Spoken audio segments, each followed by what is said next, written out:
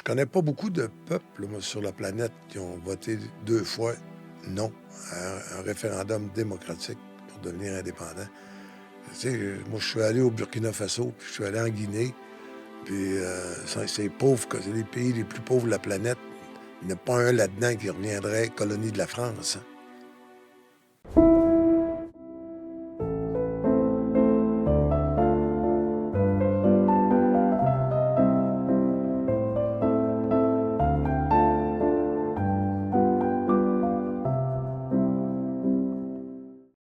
Bonjour à tous. Un mot pour remercier ceux qui nous soutiennent financièrement. C'est grâce à vous que le projet fonctionne, qu'on peut continuer d'aller de l'avant, d'approcher des gens et de se projeter à long terme dans ce projet-là. Si vous voulez nous soutenir justement, vous pouvez vous abonner de façon totalement gratuite au projet, mais vous pouvez aussi vous abonner sur Patreon, également sur YouTube. Il y a 2 options qui s'offrent à vous. Patreon, le lien est dans la description. YouTube, vous allez juste en bas comme ça parce que vous êtes abonné, mais vous avez aussi rejoindre, se joindre. Vous pesez là-dessus et dans les 2 cas, ça vous donne accès aux épisodes 3 semaines d'avance sans publicité ainsi qu'à du contenu exclusif. Sinon, à mardi prochain. Merci. J'interromps la programmation quelques instants pour vous annoncer une très bonne nouvelle. On s'associe désormais, le balado Il reste du monde, à NordVPN. Ce sont eux qui commanditent l'épisode d'aujourd'hui. C'est quoi ça, NordVPN? Commençons avec le début. L'Internet est au cœur de nos vies. Hein? Et j'allais dire le Wi-Fi également, parce que quand on est à l'extérieur de chez nous, on cherche des Wi-Fi au café, à l'aéroport, dans un restaurant. Quand on le trouve, on est content, on l'a trouvé. Mais est-ce que ça nous permet de naviguer de façon sécuritaire pour autant? NordVPN est là pour vous parce que NordVPN protège vos données. Ça vous permet également de voyager et de pouvoir continuer de regarder le contenu qui est localisé au Québec. Hein. Ça nous est tous déjà arrivé d'être dans le sud.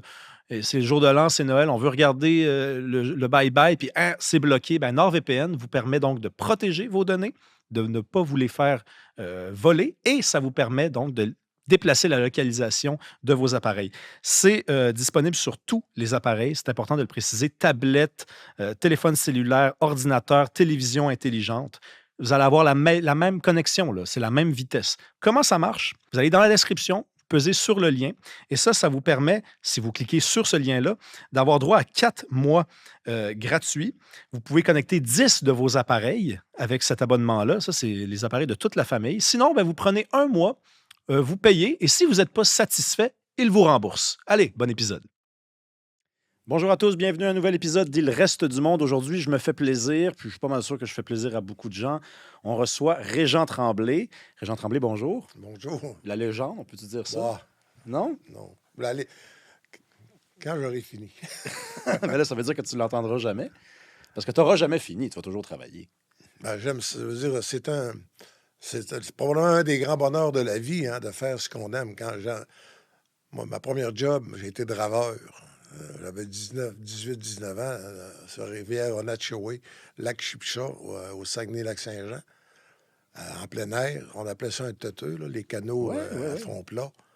Puis on faisait de la swap, puis de la drave, là, avec des bio. Ça faisait des étés extraordinaires. Après ça, j'ai enseigné, j'étais prof de latin et de grec, ce qui veut dire en partant que tu as des élèves brillants. Je les ai revus d'ailleurs, ils ont eu leur conventum de 50 ans de la classe. Puis, je suis allé au mois de mai à l'école à Polyvalente. Puis ça m'a fait drôle parce que c'est des jeunes qui avaient 14-15 ans, mais là, ils ont 70. Puis toi, tu étais leur prof. J'étais leur prof, ouais. Parce que tu as un âge que je nommerai pas, j'ai assez appris qu'on ça se nomme pas. Non, j'ai 81 et demi. Parfait. 82. J'attendais que tu le dises. Pour ceux qui ne te connaissent pas, je vais quand même le préciser, le spécifier. Journaliste sportif, scénariste, tu as couvert le CH, la boxe, 16 Jeux olympiques, la Formule 1. Puis là, quand on parle de scénarisation, puis on va y venir, c'est lancer compte. C'est Scoop aussi. Ah, Scoop, ça, c'est mon... Ouais, je me retape Scoop ces temps-ci sur YouTube. Ça n'a pas vieilli, Scoop. Cercueil, c'était le patois de Jacques Plante, l'ancien gardien de but du Canadien.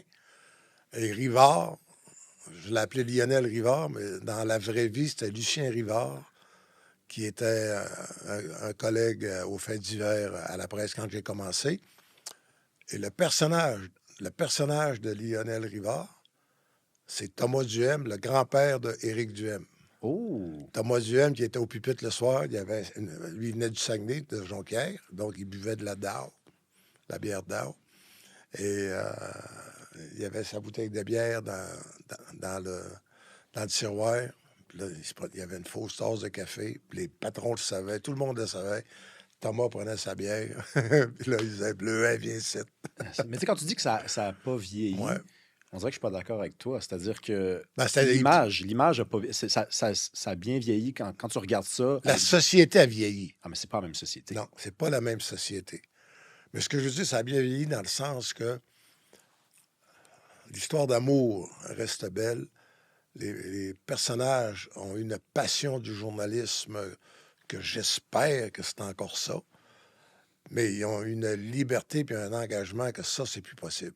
Ça, c'est évident, mais en tout cas. Mais Scoop, j'ai aimé l'écrire, j'ai aimé y participer. Puis, comme tout le reste de la vie, hein, il y a du journalisme dans Scoop aussi.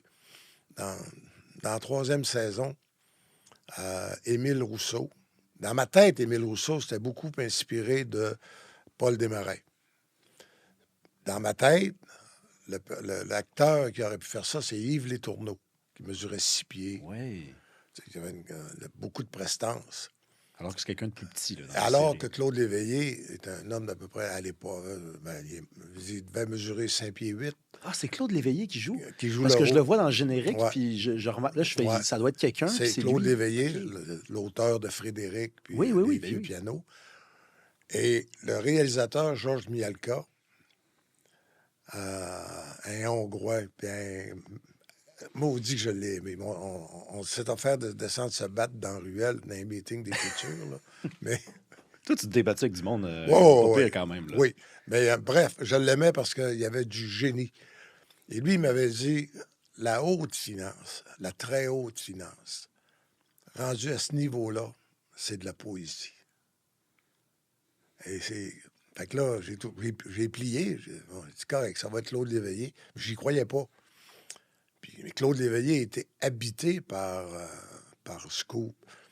Et donc, mais à un moment donné, il y avait un takeover hostile fait par le personnage s'appelait Extall, qui était inspiré de Maxwell, un financier que le Mossad vraisemblablement a assassiné. On l'a trouvé noyé OK. à côté de...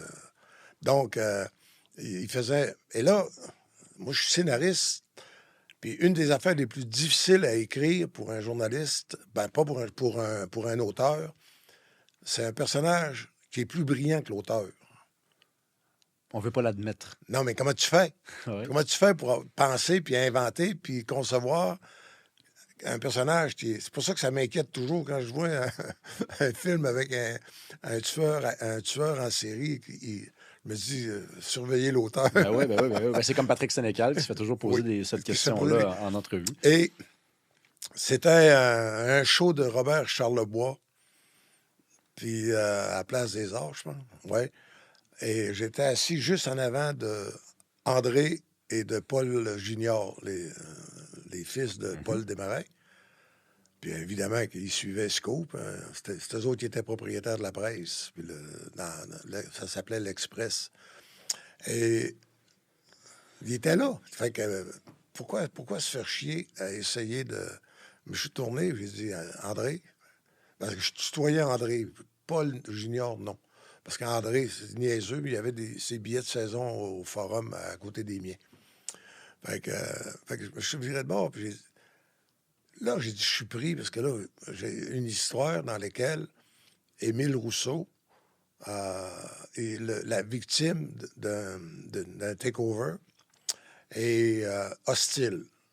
Mais comment est-ce qu'il peut s'en sortir puis avec éclat, mais que le téléspectateur, jusqu'à la dernière seconde, ne le saura pas? Fait que là, il dit, c'était tellement simple. Il dit, on l'a fait nous autres mêmes. Il dit, il fait son acheteur ennemi va se faire financer par une banque asiatique que lui-même Émile contrôle. À la dernière seconde, 1 heure avant de signer les contrats, la banque retire le prêt. Il va se retrouver en défaut, puis c'est Rousseau qui va le racheter.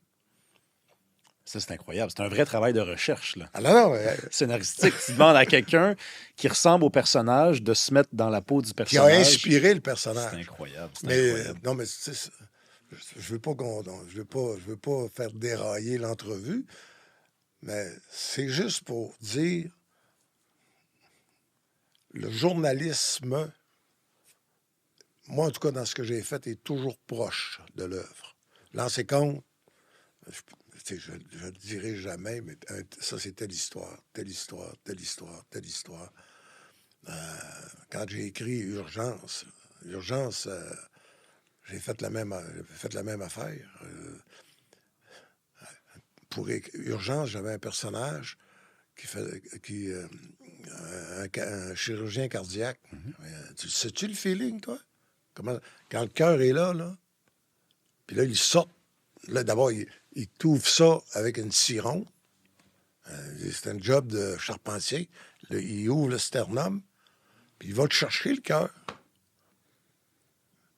Et là, je me rappelle, c'est Daniel Doyle, docteur Daniel Doyle, à Québec. Puis j'avais le masque nettoyé. J'étais à côté de lui. Puis il avait le cœur dans la main. Puis là, c'est là que j'ai réalisé que le cœur, le monsieur devait avoir 65, 70, tout jeune. Mais le cœur était enrobé d'une couche de gras jaune. Ah. Non, mais penses-tu que j'ai pas une couche de suif autour du cœur? Ben, probablement. Ben, voyons. Ben oui. Et là, il faut qu'il enlève ça s'il veut le coudre dans le cœur.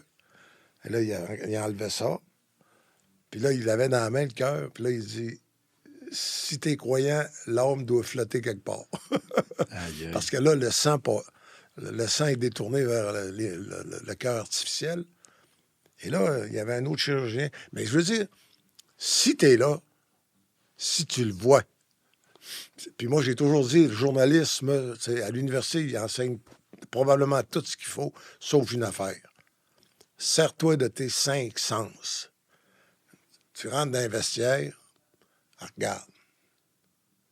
Ça sent... C'est quoi? Il y a une odeur. Ou que si tu couvres les funérailles d'Elvis à Memphis, il fait 100 degrés, 110. Il fait chaud, ça sent la sueur.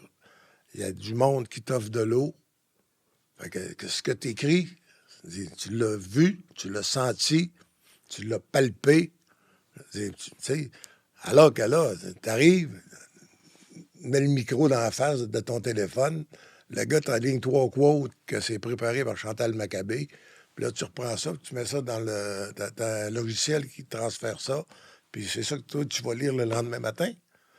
En tout cas, pas mon style. Mais justement, c'est pas ton Bon, en style. tout cas, là, je parle plus. Vas-y avec tes Mais non, questions. voyons donc. C'est au contraire, tu vas parler, mon vieux. Régent. C'est le cas de le dire. Régent, tu dis que ça n'a pas changé parce que tu. Puis là, après, tu as dit j'espère qu'il y a encore du journalisme comme ça. Mais il y a quand même une différence entre espérer quelque chose puis le constater. Le constat. Est-ce que toi qui as encore, écoute, en préparant, avant qu'on vienne s'installer, tu as reçu un appel, je ne sais pas qui t'a appelé, tu as commencé, c'était quelqu'un qui avait l'air branché. Très branché. Tu es encore dans le beat. Là. Oui. Donc, ces gens-là, tu es en contact avec eux, y compris des journalistes. Est-ce que tu constates que ça a changé ou qu'il y a encore ça, des journalistes qui rentrent, puis qui sentent, puis qui touchent, puis qui utilisent leurs 5 sens? Ça a beaucoup changé.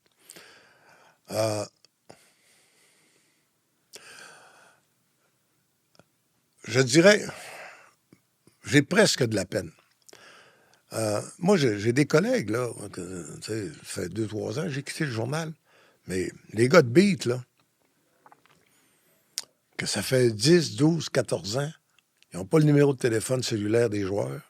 Ils n'ont pas le cellulaire du coach. Parce qu'il n'y a pas... Les occasions de créer un lien, ça n'existe pratiquement plus.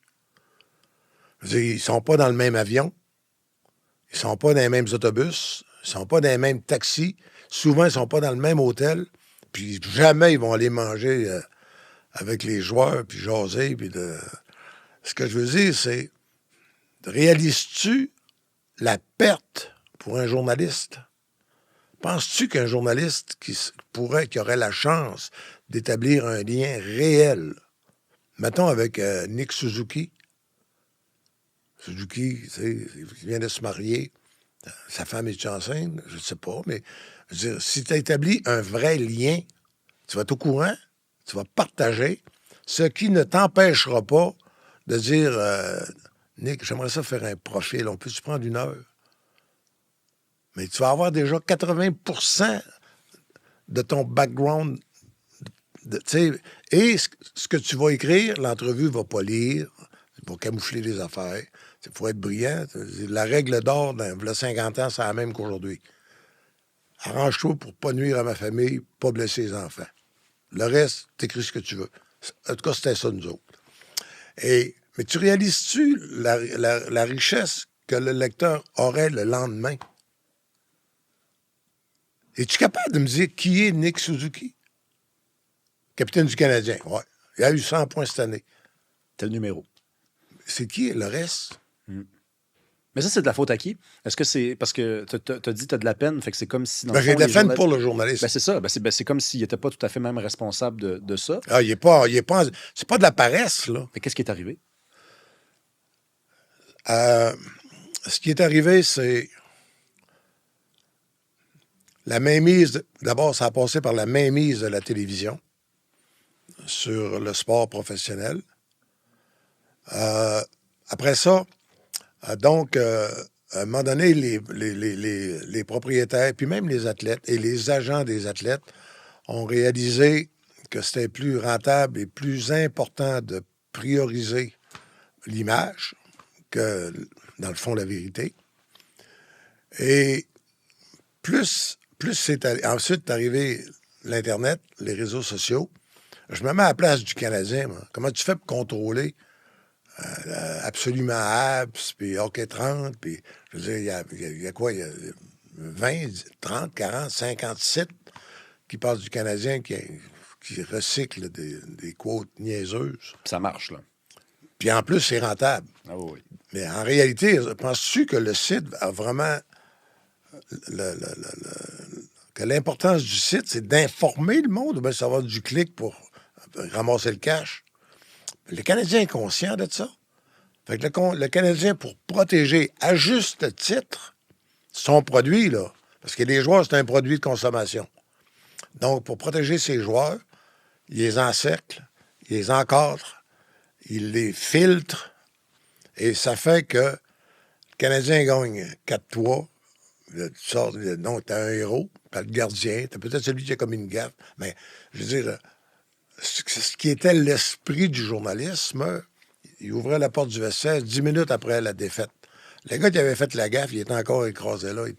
Où tu voulais qu'il aille se cacher? Il y avait un code, là. Tu n'arrives pas il me doit te sentir mal, tu viens de faire la gaffe. Tu sais, pour être niaiseux. Ah ouais. Mais, tu sais, mais tu voyais tout de suite par les... Donc, si tu regardais, tu voyais par les attitudes, le feeling, c'est qui parle à qui, comment... c'était extraordinaire à ce niveau-là. Mais là, tu rentres, puis là, Chantal a dit, je vous amène un tel. Chantal Maccabé. Oui, qui fait très bien son travail. Peut-être que quelqu'un va réussir à dire, on aimerait parler aussi à un tel. Mais là, elle va aller le voir, elle va envoyer quelqu'un le voir. Puis là, le temps qui marche, ils vont y dire, ben là, tu vas sans doute te faire poser telle question. Mais là, dans la vie, là, t'es de l'âge des joueurs, toi. Dès que tu as un Kodak d'en face, est-ce que tu as la même attitude que de jaser sur le coin de... Non, c'est évident que non. Bon, ben donc, qu'est-ce qui est transmis aux gens? Est-ce qu'il est transmis la vraie réaction, le vrai état? Est-ce que la peine, le plaisir, est-ce que c'est transmis ou c'est une image formatée? Ben, c'est une ligne de PR. Puis, Régent, je te donnerai l'exemple. Tu te rappelles, au début de la saison, Jakub Dobeš... Qui a pleuré. Qui a pleuré. Ben, il a joué un bon match, mais il a mal paru sur le dernier but, le but gagnant de l'équipe qui a battu le Canadien. Et là, il arrive devant les journalistes parce qu'il y avait une course là, pour qui allait le gardien numéro 1. Oui, entre lui et Montembeault. Puis Montembeault. Et il s'est mis à pleurer. Et là, le lendemain... C'était la grosse affaire, là. Tout le monde parlait de ça. Oui, mais sans rien. Il n'y a personne qui a demandé pourquoi tu as pleuré. Ben oui. La vraie question, c'est comment tu travailles? Normalement, là, Ah ben, là, c'était à Montréal. C'était à Montréal ou sur la route? Je m'en rappelle plus. En tout cas, mettons que c'était sur la route. Mais ou même si c'est à Montréal, tu prends l'avion après la partie et tu t'en vas ailleurs. Donc, mais dans l'avion, tu es avec. Tu vas t'asseoir à côté. Tu n'es pas obligé de demander la permission à Kent Hughes puis à Jeff Morrison. Tu te lèves et tu dis, hey, ça te dérange-tu 10 minutes? Puis, comment ça se fait que c'est que tu as touché tant que ça? Puis il va te le compter, il va te le dire, parce qu'il y a un lien qui a été établi. Puis le lendemain, c'était la chance, c'était un peu de talent, tu vas le raconter, dans le fond, à son partisan. Ouais. Tu sais, ça m'a rappelé, j'avais 12 ans, puis, tu sais, j'avais fait la même erreur, puis, tu sais, puis j'avais fait rire de moi, puis il y a toutes sortes de raisons. Mais c'est infernal, Régent, parce que, tu vois, regarde, mettons qu'il y a un coupable dans tout ça, là, qui fait en sorte qu'aujourd'hui, il y a une distance. Puis, ben, il n'y a pas un coupable, il y a une situation. Oui, OK, mais la situation, c'est quoi? Qu'est-ce qui fait en sorte qu'aujourd'hui, on n'a pas la vraie version de ce que sont ces joueurs-là, que le journaliste a moins d'accès? C'est formaté. C'est le format? Ben non, c'est-à-dire qu'il y a plusieurs raisons. Si on veut être objectif, là, RDS paye à peu près 1 million le match. Fait que, quand tu payes 1 million pour présenter un match,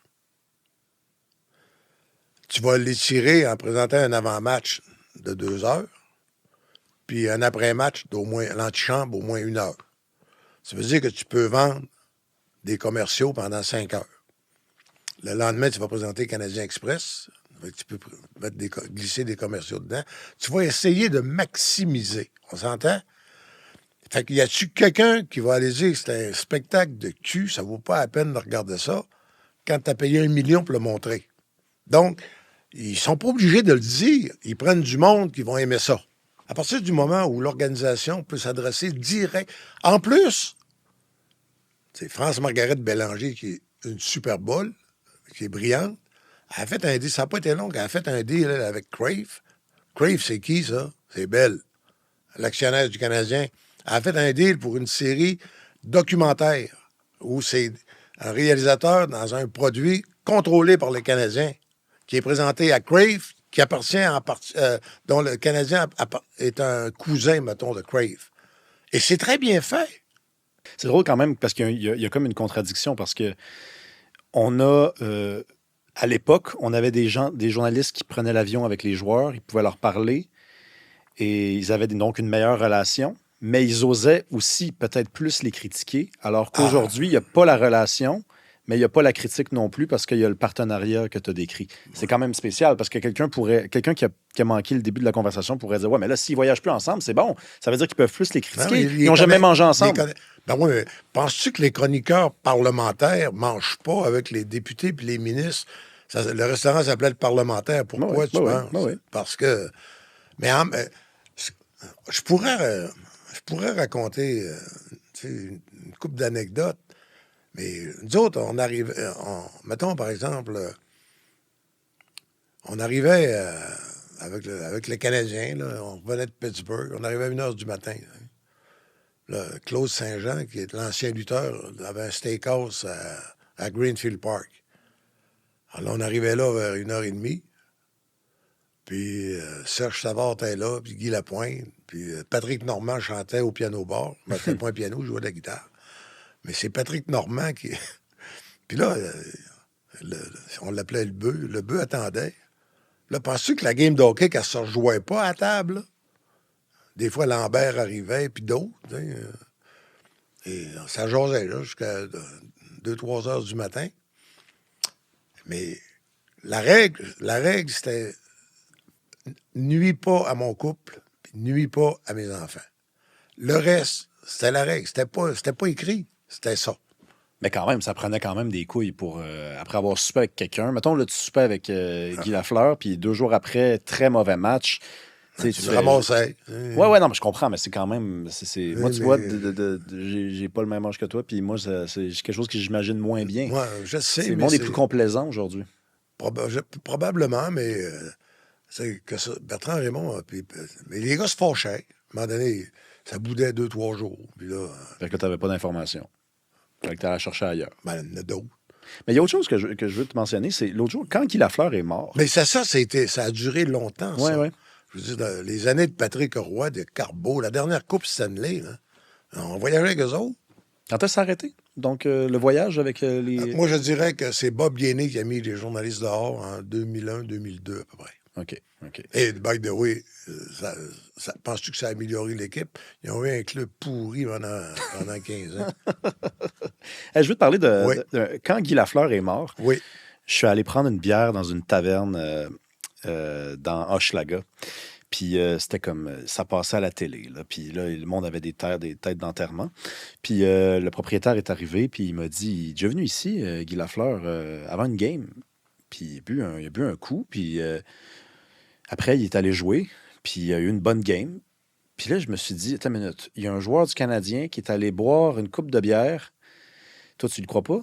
Mais, Bon, t'as le bien, là. non, mais regarde. Une coupe de bière à midi et demi, 1 heure, C'est le ça. jour d'un match. Bon, Exactement. Ça se peut, ça. Oui, c'est ça. Moi, avec Tigui fumant de les périodes. Mais c'est ça. Mais moi, mon point, c'est il y avait du monde dans le bar qui le regardait boire sa bière. Ça veut dire qu'il n'y a pas bu tant que ça.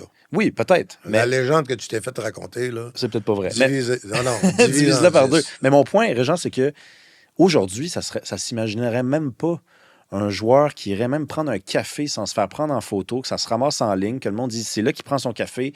T'sais, alors qu'à l'époque, dans l'histoire que le gars m'a racontée, ils l'ont à peu près laissé boire sa bière parce que c'était un gars qui buvait sa bière. Puis après, il est allé faire ce qu'il avait à faire. Puis parce qu'il a fait ce qu'il avait à faire, on ne l'a pas écœuré. C'est quand même deux mondes différents. Là. Non, mais tantôt, on disait que Scoop, moi, je trouve que les personnages de Scoop ont gardé leur passion. C'est la société qui a changé. C'est la passion des personnages de Scoop pour faire la vérité, pour informer les gens. Puis, tu sais, c'est le thème pendant les 4 saisons, c'est toujours ça. Les gens, faut que les gens sachent pour qu'ils soient assez éclairés pour décider. Oui, mais je t'amenais ailleurs. C'est juste que la société a changé. C'est ça. Oui. Tu sais, regarde, comment je te dirais ça, donc? Moi, l'histoire... Lafleur, entre autres, c'est évident que Guy, on le sait, tout le monde le savait, mais ça, je veux dire, c'est sa vie privée. S'il n'agresse pas une police, s'il n'agresse pas sa femme, puis s'il ne commet pas de crime, puis s'il ne conduit pas... Même là, le 0,8, le 0,8 n'existait pas, moi.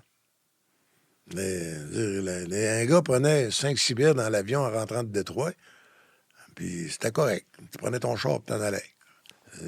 C'était irresponsable socialement. Ouais. Mais ce que je veux dire, mais la loi, la loi s'en occupait pas.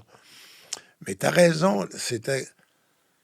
Mais est-ce que tu penses que le Canadien, nos petits jeunes, penses-tu que le Canadien est capable de gagner des matchs de hockey contre les meilleures équipes de la Ligue nationale avec des anges, puis qui font leur prière à 7h15 avant d'aller se coucher à 8h30? Moi, le monde me dit que le hockey a changé puis que c'est ça maintenant, un joueur de hockey. C'est ce qu'on me dit. Ben pourquoi que le Canadien paye un ancien policier à temps plein pour faire la tournée des bars à minuit? Pas pour faire un couvre-feu, pour s'assurer que personne ne va conduire, que personne ne va se mettre dans le trouble. Puis sais-tu quoi? C'est juste la responsabilité dans la société d'aujourd'hui. Je trouve ça correct que le Canadien prenne cette précaution. Comment est-ce qu'il s'appelle? M. Morin, je pense, le policier. Je sais pas, mais c'est vrai. On l'appelle la nounou, là. C'est lui qui suit les joueurs du Canadien. Même sur la route. Mais toi, qu'est-ce que tu penses de... Parce que souvent, je parle avec des journalistes sportifs, puis je leur parle de Lafleur qui fumait, je leur parle de... Mike Bossy. C'est qui? Kirk Muller. Kirk Muller, c'est un gros buveur, apparemment, qui a manqué le spectacle de Céline Dion après la Coupe Stanley de 93, apparemment, parce qu'il était chez Paris. C'est Pierre Gervais qui l'a raconté dans son livre. Puis aujourd'hui, on a des joueurs, là, ça se contrôle l'indice de gras, ça boit de l'eau vitaminée, ça boit pas un shooter. Si c'est vrai, Pierre Gervais avait raconté aussi qu'après la victoire du Canadien en finale d'association, l'année où ils sont rendus en finale de la Coupe Stanley la dernière fois, 2020. 2021. Dans l'avion, tout le monde faisait le party, mais tu sais, les joueurs de 32, 33 ans et plus, puis tu avais en avant dans l'avion Nick Suzuki et Caulfield qui buvaient du lait au chocolat, tu sais. Est-ce que c'est ça le nouveau hockey ou c'est pas une C'est génération d'anxieux qui J'ai pas de journaliste dedans. Comment tu veux que je le sache? Faut me fier à Pierre Gervais. Hmm. Pierre Gervais, il est habillé comment, lui, dans l'avion? Son jacket du Canadien? Ouais. By the way, il y en a deux qui pourraient nous compter ça. Pierre Houd puis Marc Denis. Mais ils travaillent pour qui, eux autres? Tu vas me dire qu'ils travaillent pour RDS, mais ils sont partenaires. Mhm. Tu sais, c'est... Écoute, là, on voyageait, nous autres, puis Lafleur s'assoyait en arrière avec Jacques Lemaire. Dernière rangée.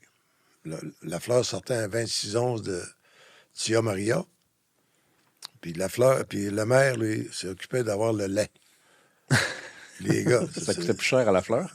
Oui, toujours ça. Puis surtout que celui qui apporte le lait, c'est le bon gars, puis l'autre, c'est le méchant. Oui, Ça, c'est typiquement de Lemaire et Lafleur. Donc, les deux prenaient, ils appelaient ça se faire un quick spécial, Nestlé Quick spécial. Puis là, tu t'en allais, mettons, je sais pas, mettons, tu vas à Pittsburgh, ça dure 1h30. Bon, t'avais le temps de te prendre 2-3 Nestlé Quick. Puis les gars étaient de bonne humeur en sortant. Mais hey, ils ont 25 ans, puis ils sont en forme. Puis le gars de l'autre bord, lui aussi, prend ça. Tout a changé à ce niveau-là aussi. Mm-hmm.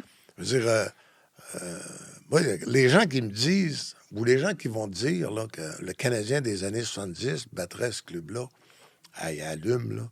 Je veux dire, la vitesse du hockey d'aujourd'hui est à un niveau que jamais. Moi, j'ai commencé à couvrir le Canadien en fin février, début mars 75. Puis j'ai vu la meilleure équipe probablement de tous les temps, mais de toute proportion gardée. Ouais.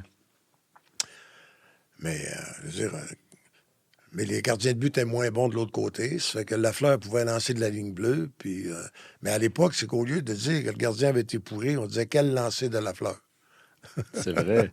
Mais les reprises ont fait que ça a commencé, là, un tir que le gardien aimerait revoir. Tu sais. Qu'est-ce que tu vois à TV, là, que ça roule 24 heures par jour? Le pauvre goaler qui se fait passer un lancer. Tu sais. Fait que c'est jamais un bon tir. Tu sais. C'est vrai, ça, le but, le lancer que le gardien aimerait revoir. Ben, voyons. Ah, ouais. Comme Que... si c'était tellement pas un bon lancer que la deuxième fois, il arrêterait s'il pouvait le voir. Quand tu regardes Caulfield qui réussit à lancer dans 3 pouces carrés en haut de l'épaule, faudrait-tu que le gardien mesure 7 pieds 4? Ou bien Caulfield est bon? Mm-hmm.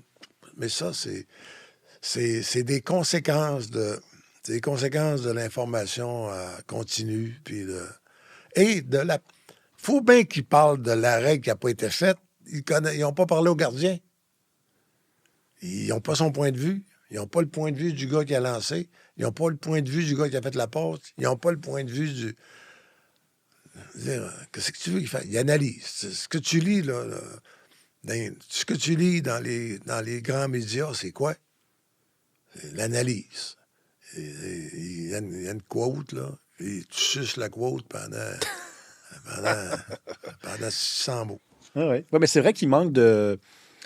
Michel Chartrand disait du human interest. Oui, oui. Il manque de human interest. On ne les connaît plus. Oui.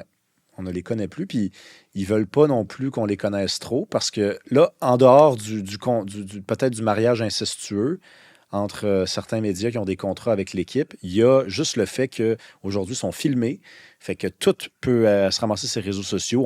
Il y a encore les photos de Carey Price qui vomit sa bière au début de sa carrière. C'est encore disponible. Ça existait moins dans les années 70-80. Tu prenais une photo, tu ne la mettais pas en ligne. Ça n'existait pas en ligne. Oui, mais quand je te parle d'une société qui a évolué, c'est un gars de 20 ans qui prend un coup trop, puis qui l'échappe, puis qui vomit sur le trottoir. Penses-tu que c'est jamais arrivé un gars de 20 ans, v'là 10 ans, v'là 20 ans, v'là 40 ans? Là, c'est rendu un là, c'est rendu un crime, sujet. C'est rendu une faute d'éthique. Ça ne veut pas dire qu'il faut être indulgent au point de tout laisser passer, mais c'est fou comment juste réapprendre c'est quoi l'être humain qui est en dessous de l'uniforme, là? Caulfield, il a peur. Hein, les gens regardent Cofield ne compte pas des buts comme c'est pas facile, puis c'est difficile. Là, le monde, là, il a peur, il est pourri. Là, parce qu'il a eu ce qu'il voulait dans la vie. Hey, peut-être bien qu'à 5 pieds 5, qui trouve que le gars de 6 pieds 4, qui arrive le hockey en l'air, puis le coude, puis qui arrive vite, peut-être bien que Cofield qui trouve que c'est. Il fige une demi-seconde. Puis, qu'est-ce que tu ferais, toi, à sa place? Pas Non, grand-chose. tu comprends? Non, c'est sûr. Mais là, ils vont dire, ouais, mais il gagne 7 millions. Fait que, mais le monde ne comprend pas qu'il gagne 7 millions à cause d'une seule affaire. Il est capable de faire asseoir des culs sur des fauteuils, que ce soit dans le building ou devant des stations, devant un poste de télé. À partir du moment où le joueur est capable de faire asseoir des gens qui payent 400$ l'étiquette ou qui achètent de la pub et qui s'abonnent à des réseaux de TV, c'est tout à fait normal. Mais il n'est pas payé 7 millions parce qu'il est beau, qu'il est fin. Il est payé 7 millions parce qu'il rapporte 1 million ou 2 millions au propriétaire. Pourquoi il rapporte ça? Parce qu'il y a si du monde, des culs, dans un siège. Ça, le monde ne comprenne pas que c'est un produit. Organise la finale des 20 meilleurs menuisiers du Québec. Un grand concours des Gouines. Puis 20 étiquettes 400$. Ça ne marchera pas. Les gars vont-tu faire 7 millions par année? Non, un peu moins, là. Bon, c'est ça. Un peu moins. Mais là, tantôt, j'ai dit c'est infernal. Puis ce que je voulais dire, c'est que s'il n'y a pas personne, puis je ne suis pas optimiste à ce point-là, ça n'arrivera pas. Mais s'il n'y a pas personne qui décide de faire, tu sais quoi, nous autres, on va faire comme dans le temps. On va donner accès aux joueurs. On va faire ça à l'ancienne. Si personne le fait, ça personne... se fait, ça. Ça se fait dans la boxe. OK. C'est pour ça que j'aime tellement couvrir la boxe. La boxe, là, le boxeur. Là. Mais ça n'a pas changé, ça veut dire. Non, à la pas boxe. du tout. OK. Regarde, là, cette semaine, quand est-ce qu'elle va passer l'émission? Donc, je peux parler de cette semaine ou le. Ben oui, ben ça, je ne sais pas quand ça va passer, mais tu veux-tu me parler d'Embili? Ben oui, mais il est à Paris, là. Oui. Je l'ai appelé mardi, là, parce qu'il m'a conté une histoire. Il est allé dans le village de ses parents, passer 3 semaines, 1 mois parce que sa mère est malade. Fait qu'il est allé passer 1 mois. Tu sais, c'est champion du monde, là. Il va se battre pour je ne sais pas combien de dizaines de millions. Contre Saoul. Donc, Christian Mbili, boxeur d'origine française, mais qui est québécois, là, et du Cameroun, qui va se battre contre Saoul Canelo Alvarez. Ça va être peut-être le plus grand combat impliquant un boxeur de tous les temps, là. Québécois, là. Ben, pas un Québécois, oui, c'est sûr. Québécois, oui. Donc, mais il est allé passer 1 mois chez ses parents dans le village. Mais là, parce qu'il va être vraiment riche, là. Et la France, c'est rock'n'roll, hein? Tu sais, les dirigeants, je ne voudrais pas qu'on dise le nom du village, puis... C'est correct, Christian. Là, on jasait, puis là, il m'a raconté une histoire. Tu sais, il dit, je veux pas m'embourgeoiser, hein? Fait qu'il dit, dans le village, il y a un escalier, un grand escalier. Puis il dit, je m'arrange pour aller monter l'escalier que je montais quand j'avais 15 ans, avec à peu près la même vitesse. Puis il dit, l'autre jour, il pleuvait. Puis là, j'ai dit, Christian, si tu avais 15 ans, tu le ferais-tu? J'ai pris mon vélo. Parti en vélo. J'ai monté les escaliers, puis je suis revenu en vélo. Bon. Fait que là, je ne sais pas si tu es d'accord, mais je trouve que c'est une... C'est une histoire. Ouais. Et là, puis Julie, ma tendre épouse, qui a beaucoup de caractère, donc c'est elle qui est la productrice des documentaires. Là, tu parles d'un champion du monde, là. Elle n'a pas appelé le propriétaire du Canadien ou je ne sais pas quel pilleur. Elle a rappelé Christian, elle a dit, Christian, as-tu des vidéos ou des photos de quand tu étais jeune de l'escalier? On nommera pas le nom du village. Ça a pris 30 minutes, rentrer par Internet, une vidéo. Es-tu capable d'imaginer ça directement comme ça, toi, avec Cofield? Non, mais non. Parce que la machine est trop grosse. Mais c'est quoi la différence? Comment c'est fait?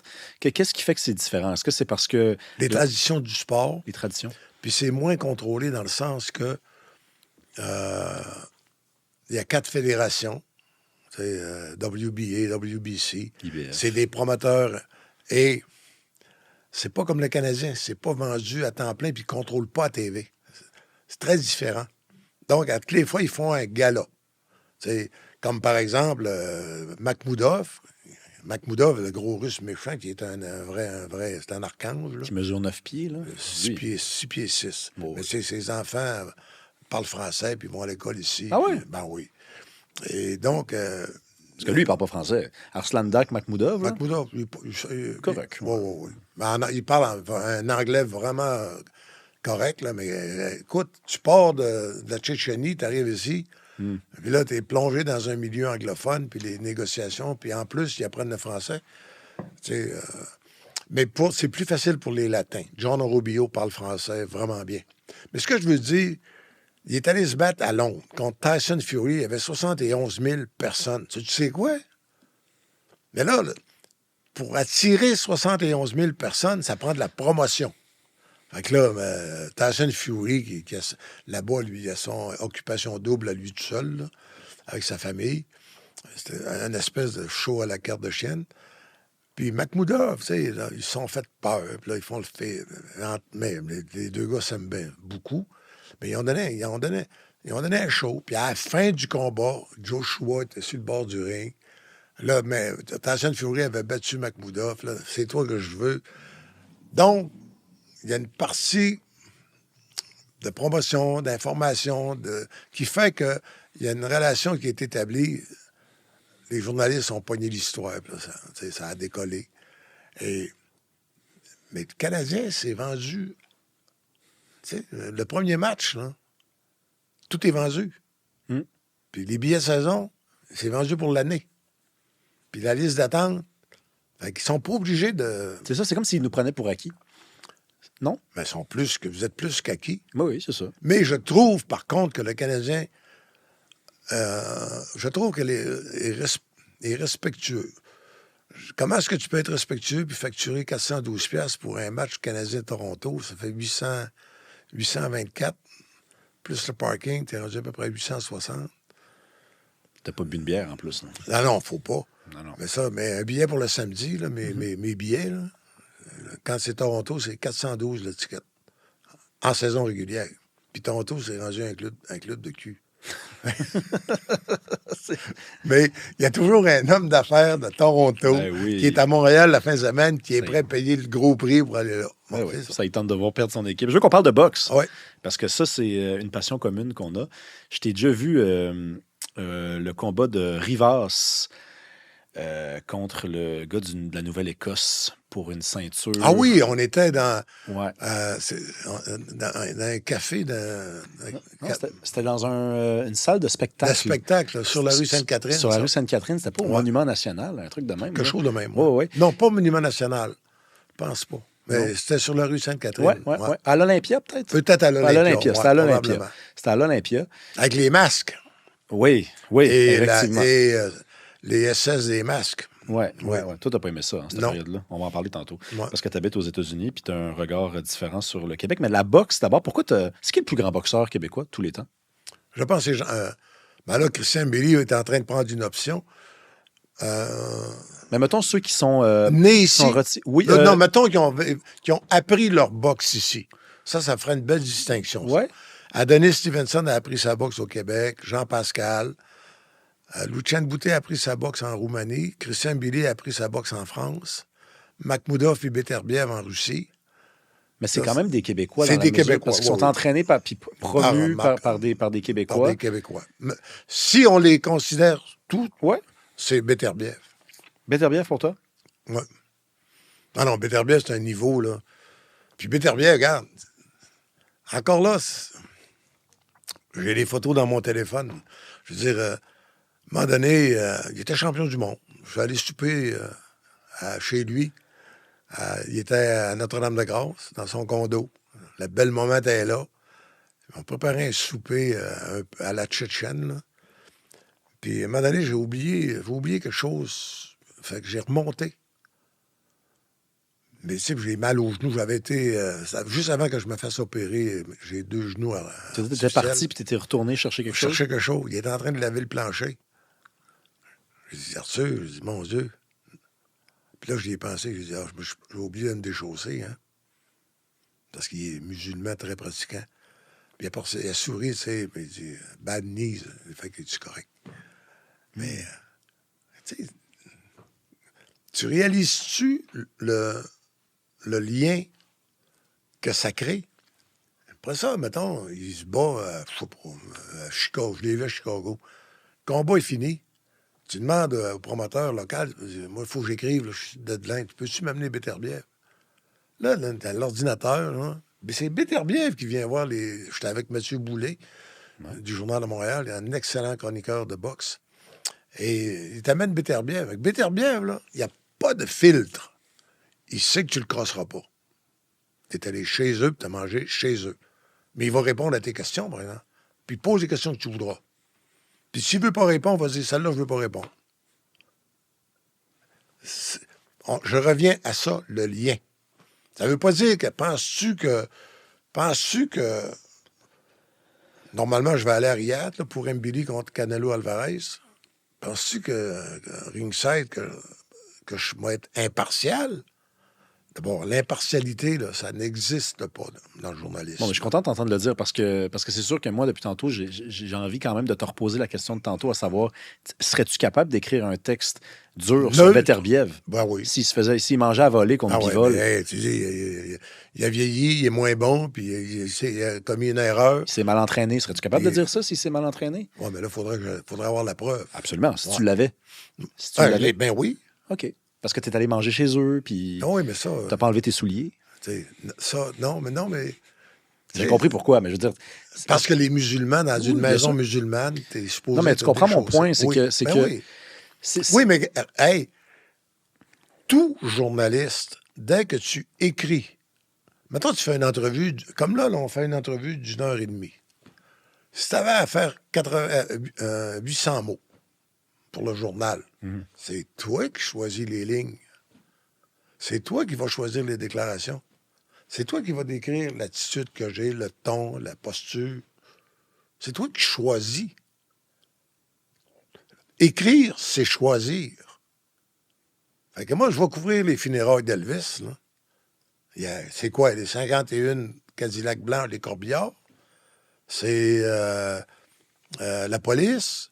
C'est Mme Nora Washington. Ça va faire 50 ans le 18 août 2027. Ça va faire 50 ans. La madame, j'avais tellement soif, elle s'appelait Nora Washington, à Memphis, parce qu'on était dehors, puis il faisait 100 degrés, puis le monde tombait. Elle me donnait un verre d'eau.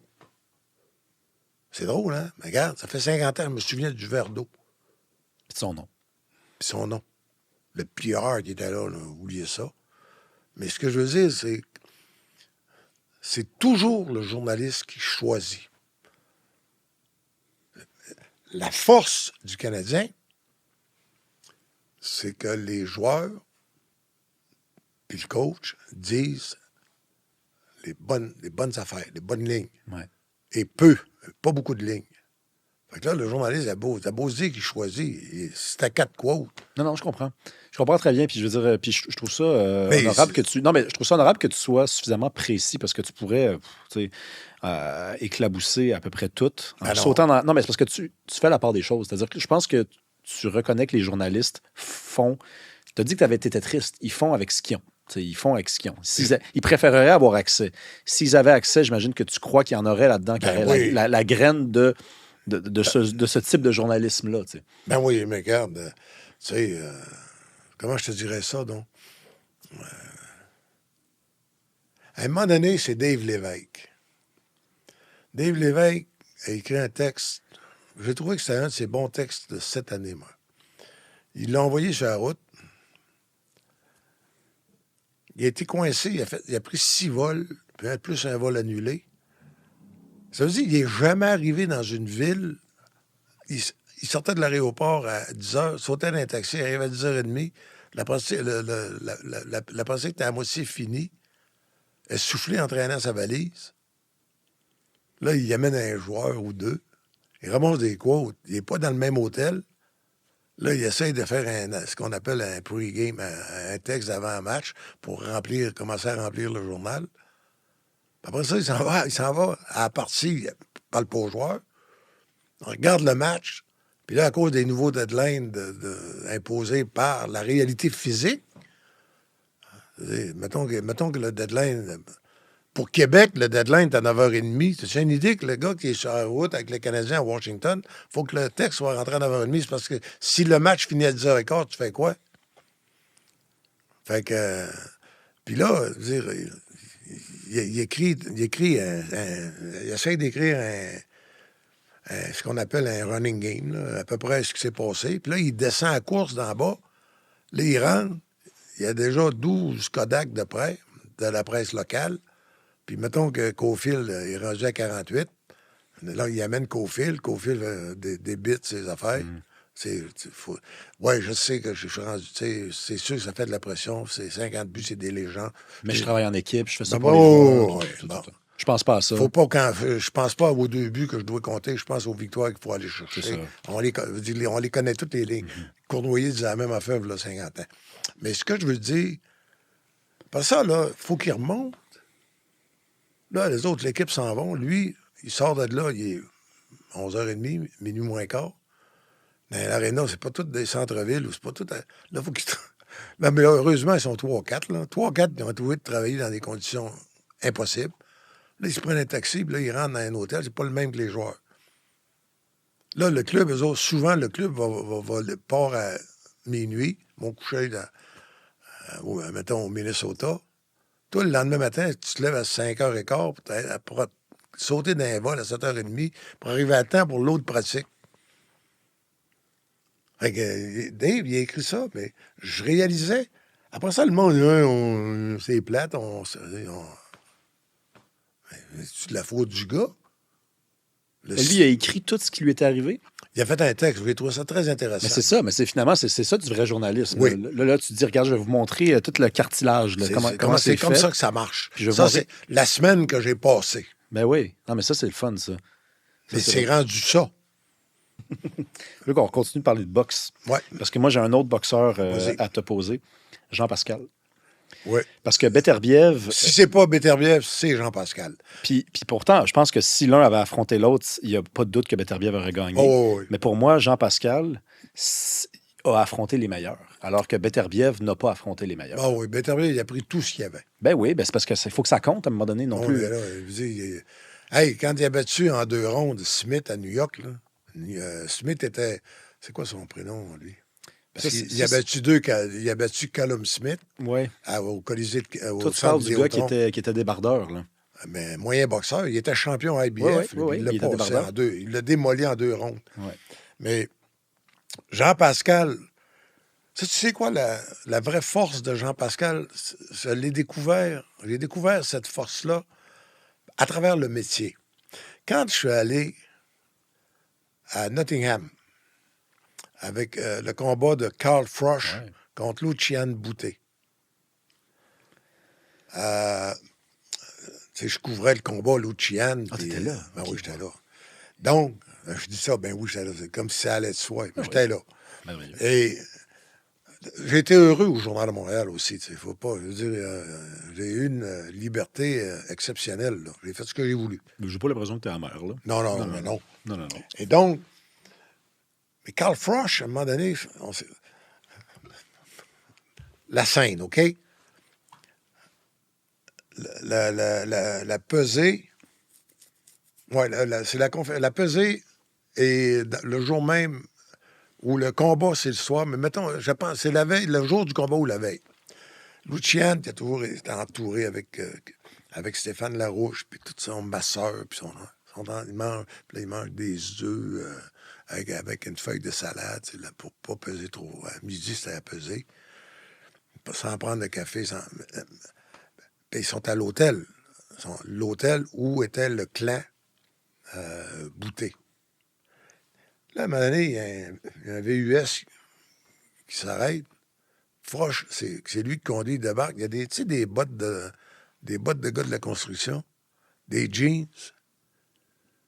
Il rentre dans l'hôtel, puis là, il dit, allez voir ce qui va se passer là, parce que je venais de voir Lucian. Il est rentré, s'est pris, les Anglais, ils aiment bien ça, là, des bines avec des œufs le matin. Il s'est pris une platée de bines. Il n'avait pas l'air trop inquiet pour la peser. Mais j'ai noté qu'il avait pris, dans son assiette, il a pris une cuillerée, un œuf et une cuillerée de... Mais il s'est imposé. Tu sais, le mâle macho écrase. Fait que là... Il a voulu se faire... Il a voulu que Boutet voit ça. Il a passé le message. C'est moi là, me cite. Et donc... Chez nous. Ouais. Oui. Après le combat, après peser, j'ai dit, c'est drôle, j'ai dit, ça fait 2 fois dans ta biographie, puis dans un autre, que tu parles de Jean Pascal. Il dit, he's my friend. Et ils ont correspondé par chat, là. Ça t'a déjà battu? Battu, tu dis, c'était probablement, je pense que c'était choisi le combat de l'année, 12 rondes. À Nottingham. Pascal était plus jeune que Boutet ne l'était. Ouais. Ah oui, c'était le premier grand combat international de Jean Pascal. Et le 12e round, c'était complètement fou. Mais, tu sais, Froch avait aimé ce chien-là. Et donc, c'est plusieurs années après, il était resté quand même en contact. Ça veut dire beaucoup, ça. Après ça, j'ai vu, tu sais, Jean Pascal à Atlanta contre Badou Jack. Ouais. J'étais là. Et après le combat, honnêtement, c'est les gens qui étaient massacrés. Ils étaient assis. Ça, c'est des affaires que tu peux pas voir. Tu peux plus voir ça au hockey. Il était assis sur une chaise droite devant la porte du vestiaire. De la glace d'en face. Puis encore. Et Badou Jack est venu. Puis Badou Jack, il avait perdu, lui, par décision. Ouais. Après avoir clenché dans le 12e round, puis il est arrivé, puis il dit, Champ, hell of a fight. Puis il s'est penché dessus. Puis ça, Marcus Brown. Marcus Brown, c'était un gros morceau. Puis. Pascal est revenu? Oui. Puis là, le coup, pas sournois, mais la spécialité de Jean Pascal, garocher un coup, les yeux fermés en espérant que ça va arriver. Ah oui, avancer comme ça. C'est ça, ça arrivé finalement. Oui.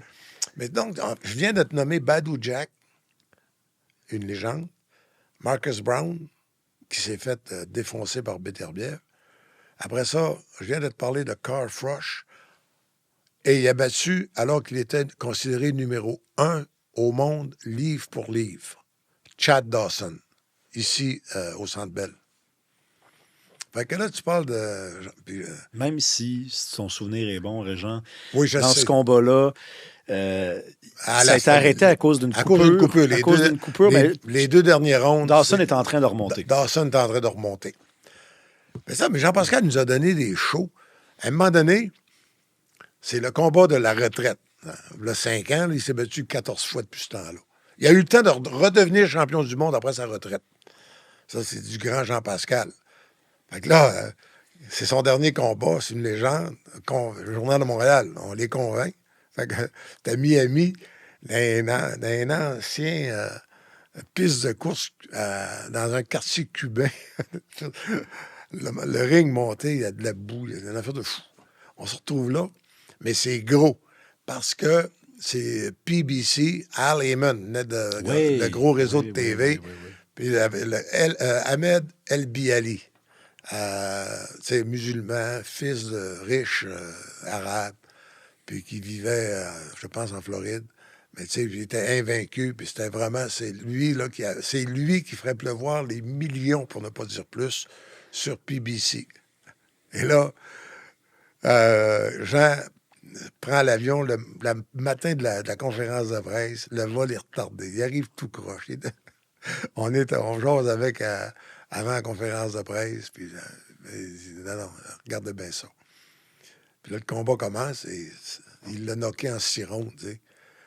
Fait que là, c'était supposé être son combat de retraite. Et là, avec sincérité, après ça, là, les caméras, puis la télé, puis là, il annonce à tout le monde qu'il prend sa retraite dans la nuit.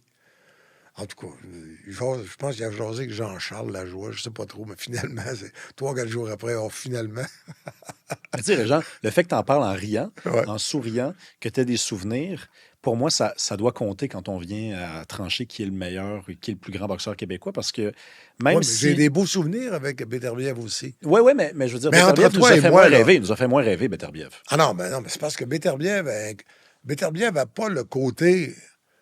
Tu sais, Jean-Pascal, là, c'est, je veux dire. Mais il était le fun, parce que il y Mais avait... il est encore le fun. Non, mais c'était dramatiquement, tu sais, c'était comme des pièces de théâtre, là. C'était comme des grands Non, films. mais en parlant de film, là, j'ai écrit une scène, lui. Il voulait jouer d'un jeune loup. Fait que j'ai écrit un rôle de police avec des dialogues, tu sais. Ouais. Fait que la séquence était prévue pour le tournage, ça devait commencer à 9 h. Donc, ce qu'il appelle le call sheet à 7 h. Tu sais, pour le maquillage préparé. 9 h moins 5. Tu penses qu'il est arrivé? J'ai appelé. Hey, Jean, hein, il t'attend. Oui, Jean, je me réveille. Là. Pas tout à fait à l'heure. Fait que il est arrivé. C'était la fin de sa carrière cinématographique. Il est arrivé à 11 h. Mais là, je lui ai dit, Jean, hein, il y a 72 personnes sur le plateau. Ben ouais. Non. On vient de payer 144 heures. Mais tu sais, moi, j'ai toujours trouvé ça... J'ai été le voir contre Bouté au Centre Bell. Autour de... Ben, comment on appelle ça? Dans les couloirs, là, autour de l'aréna. Ah, le ring. Non, mais en fait, non. c'est au niaiseux, mais autour des stands là, où tu peux t'acheter à boire. Comment ça s'appelle? Les catacombes. Les catacombes. Dans Ah, les catacombes, c'est pas ça le nom, mais en tout cas. il y avait quelqu'un qui se promenait avec un micro, puis il disait qu'est-ce qu'il va gagner, qu'est-ce qu'il voulait. Puis je pense que 80% du monde voulait que Bouté gagne ce soir-là. Oui, parce qu'il est baveux puis arrogant, puis les Québécois ont de la misère avec ça. Ben, voilà. Ça me fait de la peine, ça. Parce que c'est pas toujours un défaut d'être Alors baveux puis qu'il arrogant. l'adore, là.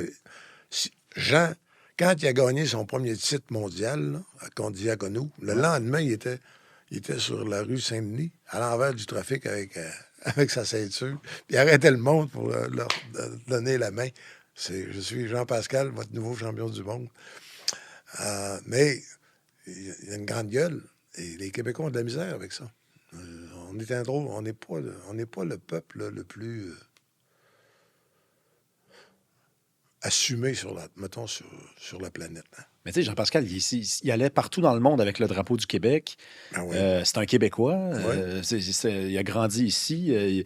Il a raconté son histoire. Je travaillais au Subway, au coin de telle rue, puis telle rue. Tu sais, c'est un gars d'ici. Oui. Puis parce qu'il était fier de lui, puis qu'il y avait ce petit côté-là baveux, écoute, je l'ai vu contre Kovalev, je suis allé au Centre Bell. Le deuxième combat, il a mangé une volée deux fois. Ouais. Mais dans le deuxième combat, il s'est presque fait péter l'oreille. Puis là, le monde, il riait de lui. Après le combat, Il t'a fermé la gueule. le monde en arrière de moi, il disait qu'on est content qu'il ait perdu. C'est un esti de baveux. Vous êtes content parce que Kovalev a gagné. Kovalev, c'est un Russe qui parle pas français. On s'en crise de lui. C'est pas Alexei Kovalev, c'est Sergei Kovalev. Là. Puis c'est juste parce que c'est pas Non, mais là, ça, c'est un autre. c'est de la méchanceté, même. C'était notre petit gars là, de chez nous là, qui venait de perdre. Puis qui venait d'affronter un combat contre un gars dangereux. Tu sais, là, si on avait 4 heures, on pourrait parler, on pourrait se pencher longtemps aussi sur ce qui est devenu la société québécoise. Tu sais, je connais pas beaucoup de peuples moi, sur la planète qui ont voté 2 fois non à un référendum démocratique pour devenir indépendant. Tu sais, moi, je suis allé au Burkina Faso, puis je suis allé en Guinée. Puis c'est pauvre, c'est les pays les plus pauvres de la planète. Il n'y en a pas un là-dedans qui reviendrait colonie de la France. Hein. Puis là, c'est une junte militaire qui a pris le contrôle au Burkina. Mais le monde, là, ça reste, ils sont fiers. Un Burkinabé, ça veut tout dire. Mais ici, tu sais, est-ce que je suis québécois? Est-ce que ça a le même sens, la même signification que ça l'a eu pour ton père? Que ça a eu pour moi quand j'ai commencé à écrire Lancer compte? C'était des winners. Les gars de Lancer compte, ils gagnaient la coupe, puis à la fin des 3 premières saisons, ils achetaient le club. Hein? Puis il n'y a personne là-dedans qui avait trop de complexes. Puis la journaliste, Linda Hébert, c'était une toffe. Puis, je veux dire, c'était des personnages. D'ailleurs, à l'époque, Je me rappelle, dans les critiques, ça faisait du bien d'avoir des gagnants. La plupart des séries, les téléromans, c'était le monde qui avait de la peine. T'sais. Puis, passe-moi donc le beurre, sa mère. T'sais. Mais là, lancer compte, là, c'était pas ça. On venait de faire la baie James, Expo Sunset, les Jeux Non, olympiques. mais excuse-moi, là. Moi, je l'ai vu. J'étais là, dans le centre. J'étais pas sur le Décarie, là. J'étais à Chicoutimi. Mais je lisais Montréal Matin, puis je cachais Montréal Matin dans le Devoir pour avoir l'air intello. Mais Alors qu'aujourd'hui, il faudrait cacher, cacher le Devoir. cacher l'autre dans l'autre. Là. Mais ce que je veux dire, c'est... Moi, mon père était un organisateur de l'Union nationale. Un gros organisateur. J'ai travaillé au Club Renaissance, qui était le club qui appartenait à l'Union nationale à Québec, sur la Grande Allée. J'ai travaillé là, un été. Non, j'ai pas travaillé au club. J'allais manger là, parce que mon père m'avait trouvé une jobine de plastreur là, dans la construction. Mais ça marchait par patronage dans ce temps-là. Et donc, mais tu réalises-tu qu'il y avait une polyvalence, ça n'existait pas en 62, 63, que les cégeps, ça n'existait pas en 68, que Décarie n'existait pas, que Métropolitain n'existait pas. Tu réalises-tu qu'en 60, 61, que le tunnel Hippolyte-Lafontaine, ça n'existait pas? La Manicouagan, l'inauguration, c'était en 65, au nord de Bécomo.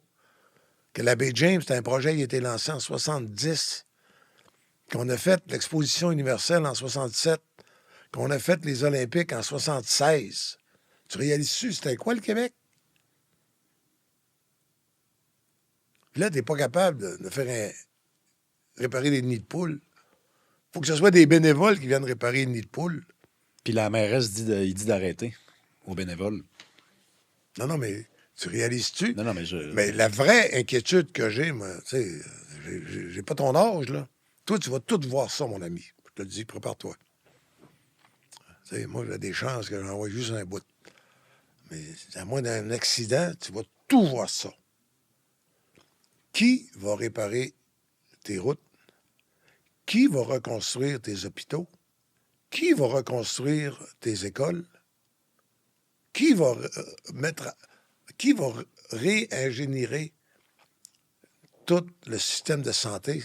Pas les docteurs qui sont pas bons. C'est le système qui étouffe tout. Qui va repenser complètement le système de justice? Comment tu vas faire? Tu es déjà taxé à la gorge. Là, comment ils te donneraient? Ils t'enlèvent 10 cents le litre, là, ils vont te pincer ailleurs. Ils sont déjà dans le trou. Mais toi, tu as vu de nous, de ce peuple-là, qui a un peu changé, mais qui est quand même encore à peu près le même.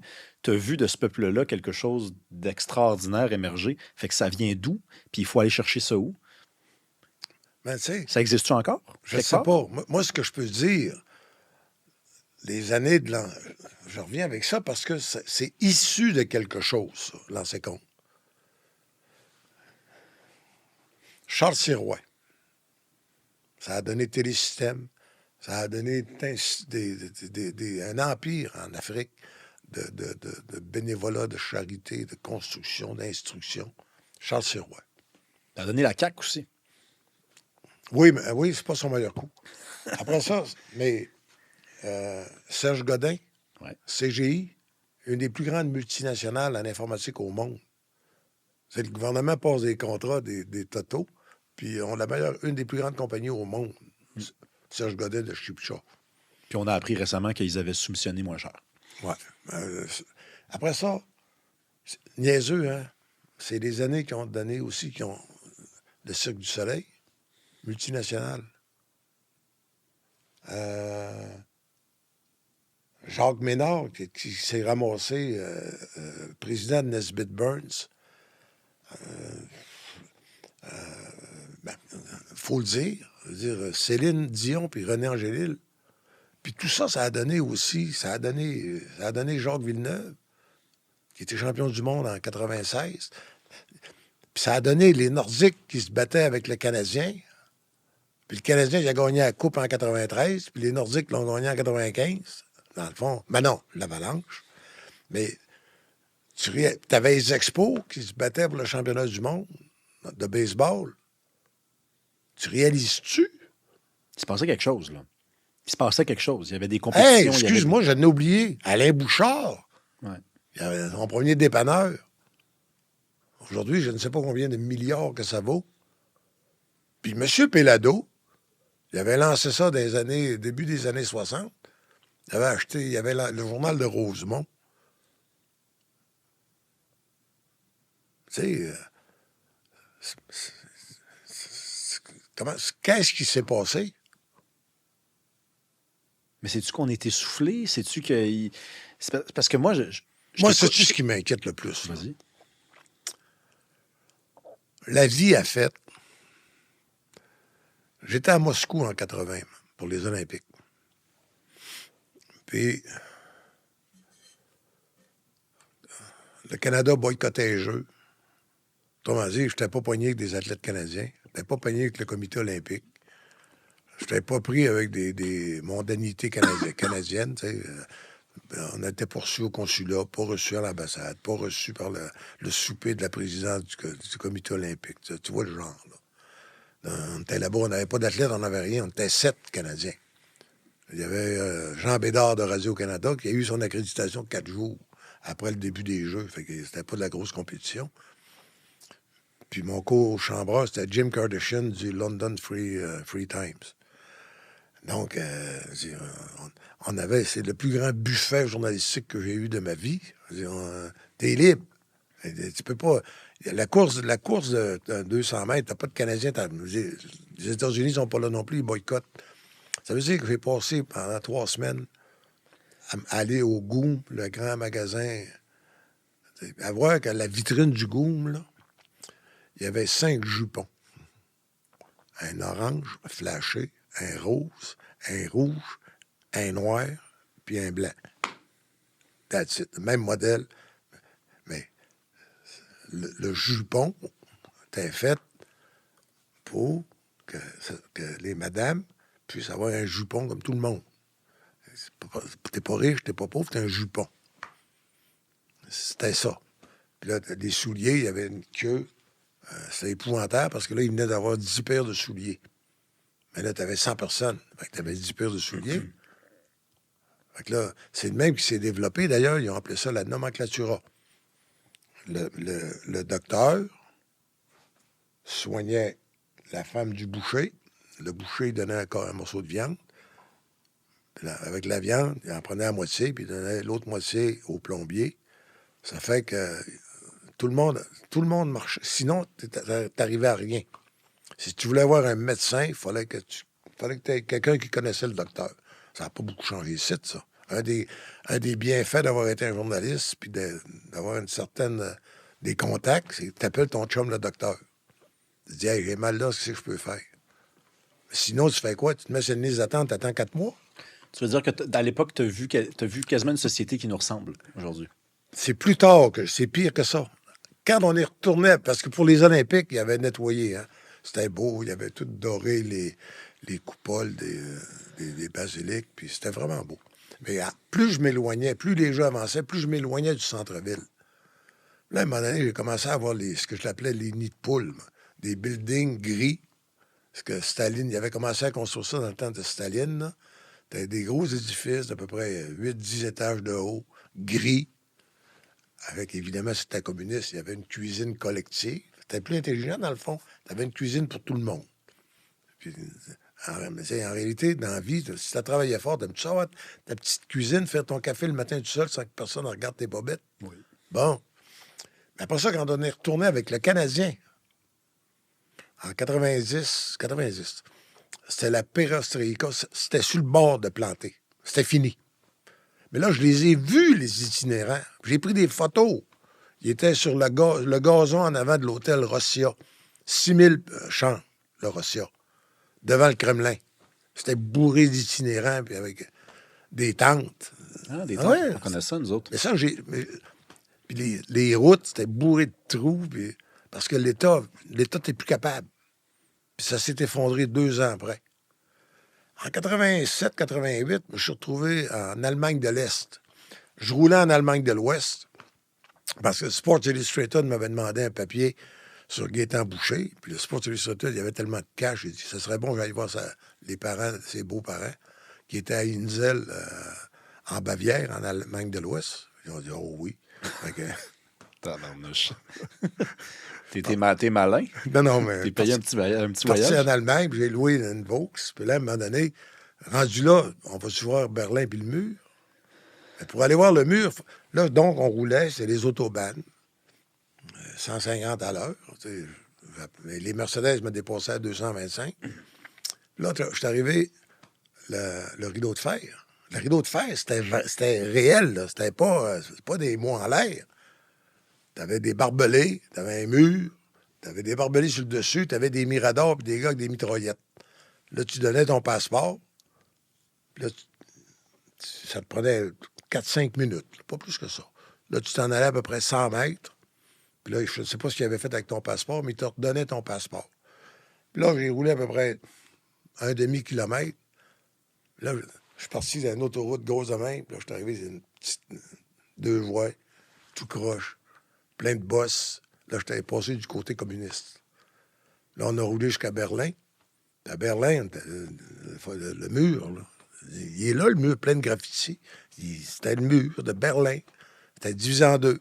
Puis il y avait une place pour passer, Checkpoint Charlie, où on pouvait aller, avec un passeport canadien, on pouvait aller voir de l'autre bord.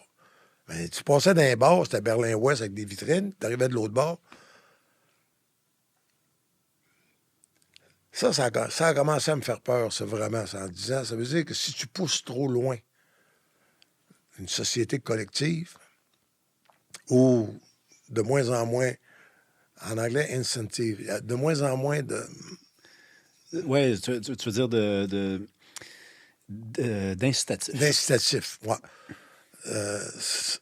Ça peut vraiment, à long terme... Ça abrutit un peuple, en fait. Ça tue en lui l'esprit d'initiative. Oui. Ça l'empêche d'être curieux. C'est le gouvernement qui règle tout. Ben oui. D'ailleurs, soit dit en passant, quand ça s'est écroulé, l'Empire soviétique, le monde ordinaire, là, ils n'étaient pas d'accord, eux autres. Parce que là, leur fonds de pension était moins bon. Les soins de santé. Dans le fond, tu viens que tu vis, tu te fies que le gouvernement, anyway, si t'es malade, ça va être long, mais ils vont finir par te soigner. Les écoles ne seront pas très bonnes, mais on va finir par t'instruire.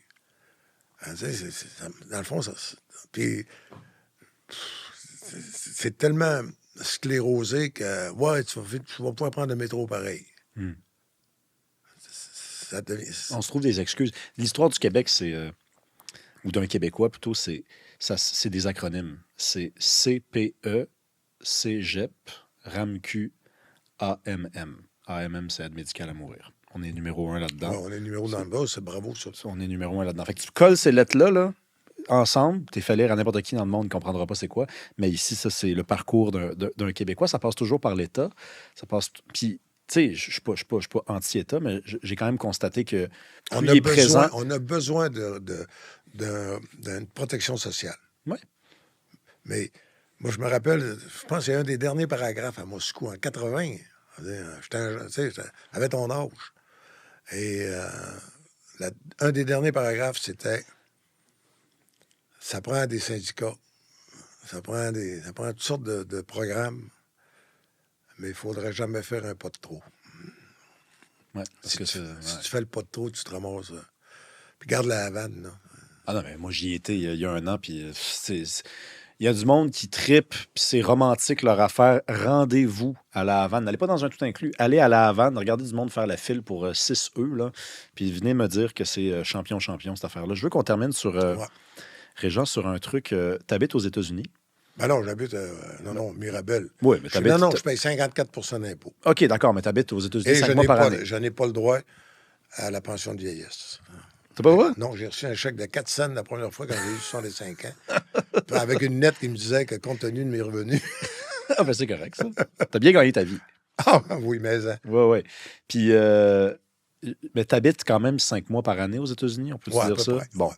Y a-tu un truc que tu as appris sur nous là-bas? Ben, moi, ce que j'ai appris,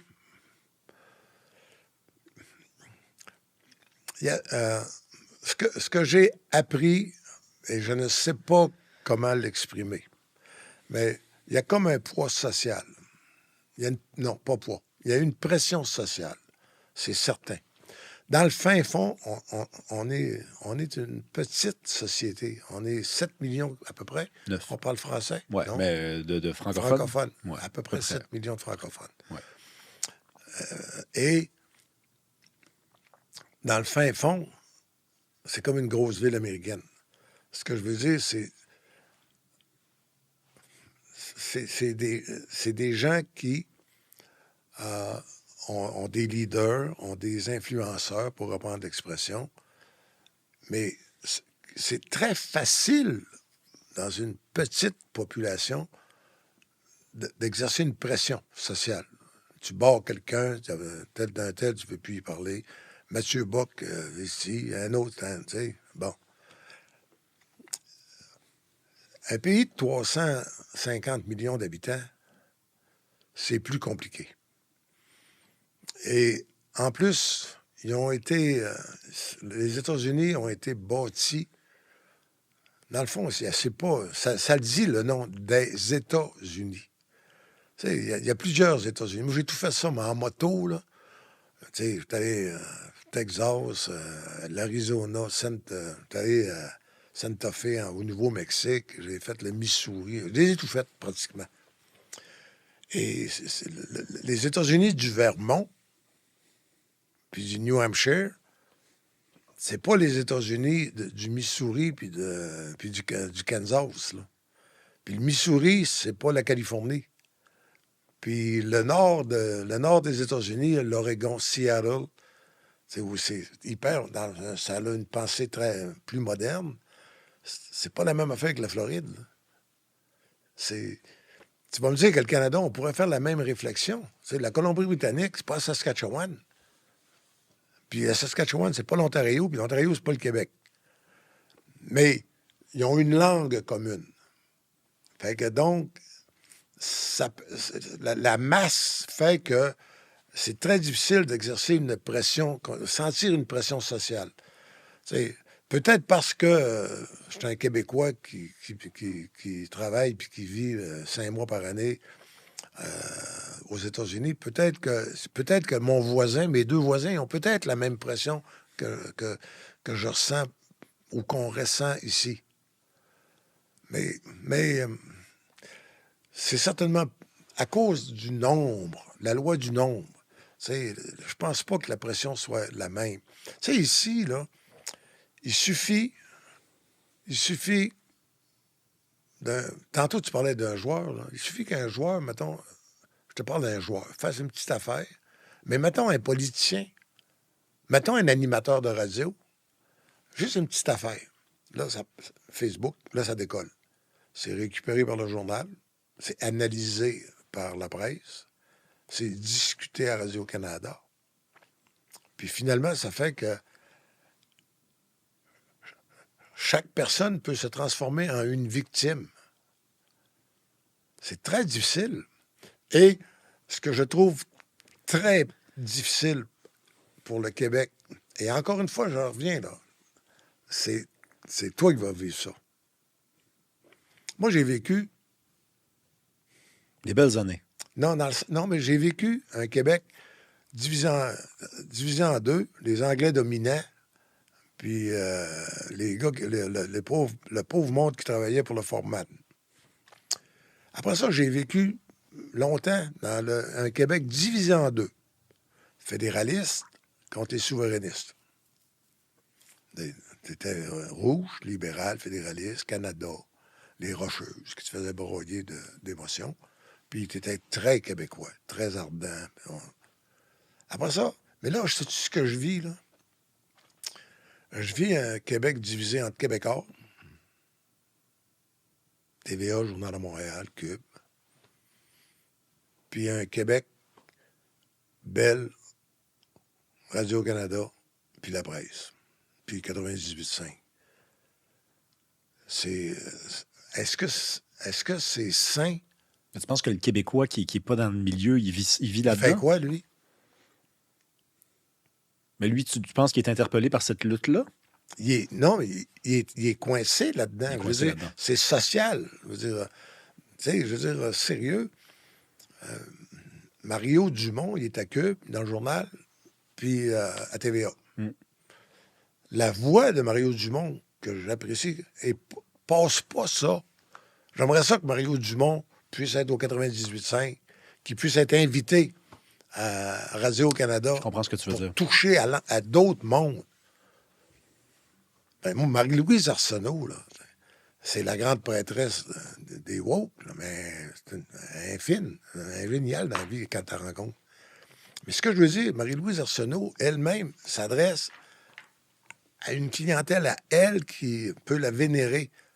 Mais ça serait pas mauvais si elle venait brasser à la cabane des fois, à TVA ou à Cube ou ailleurs. Ce que je veux dire, c'est vraiment, il y a un clivage. C'est des clans. Oui. Et je suis pas certain, moi, que c'est sain. Moi, j'ai vécu fédéraliste, souverainiste.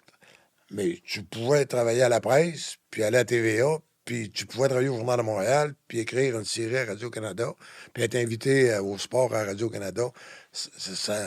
Il y avait un brassage. Mais je dirais, moi, que depuis 7-8 ans, il y a vraiment un clivage. Tu sais. Et il y a je n'aime pas. Moi, je déteste quand ils se font remplir la tête par TVA. Tu sais. Pas vrai. Tu sais, il y a un clan qui méprise. Et pas sûr que c'est sain. En tout cas, je déteste ça. Je comprends, mais tu as écrit là-dessus d'ailleurs l'autre jour. C'était presque. Tu faisais quasiment le portrait d'un peuple, d'une bataille entre les régions puis Montréal. Là, on était comme revenu là. Honnêtement, quand j'ai écrit les Scoop, Scoop, c'est très montréalais. Mais aujourd'hui, qui regarde, mettons, Indéfendable? As-tu analysé les codes d'écoute d'Indéfendable? C'est en région. Ben oui. Tu prends les téléséries québécoises qui sont compte tenu de l'argent, ils font des miracles. Ben oui, absolument. Parce qu'il n'y a pas de cash. Mais ce que je veux dire, c'est pas Montréal qui regarde Dumas. C'est Chicoutimi, Saguenay, en fait.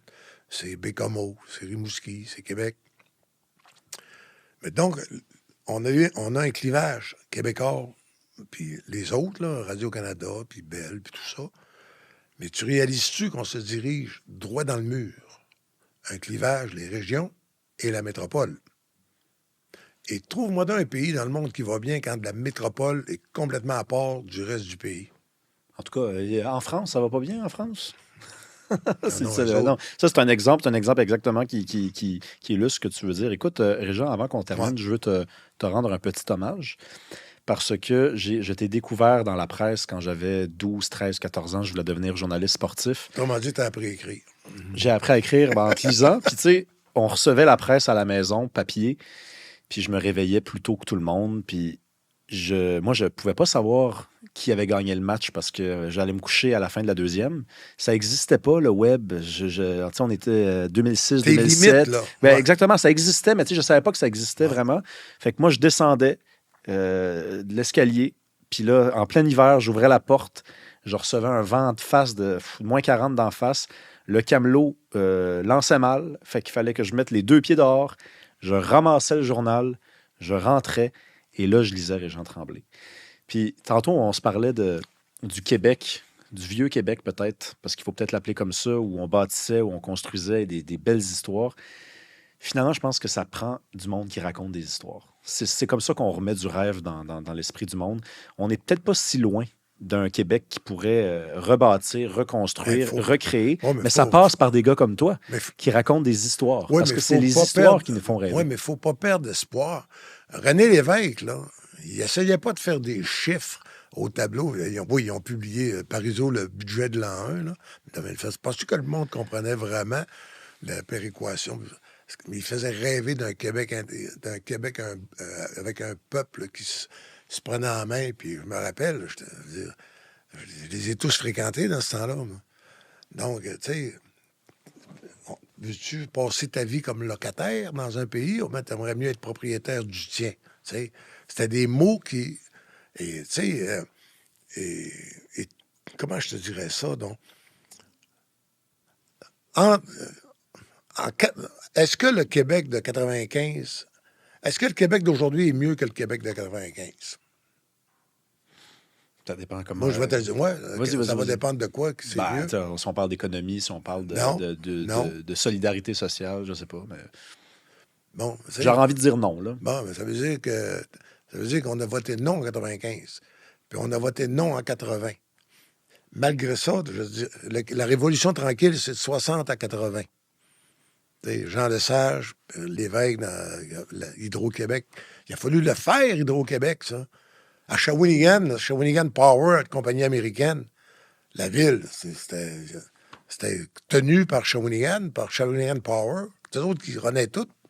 Tu vas à Shawinigan, t'as jamais réalisé que t'es à la rue Broadway? Parce que les Américains de Shawinigan Power voulaient avoir une ville. C'est les mêmes noms qu'à New York. Central, Parc. Ben pareil. Parce que c'était fait par un gars qui s'est inspiré de New York pour faire le plan directeur de Shawinigan. Mais à un moment donné, c'est Hydro-Québec qui s'est installé là. Puis tantôt, on disait Manicouagan, puis on a fait le Décarie, puis on a fait les Olympiques.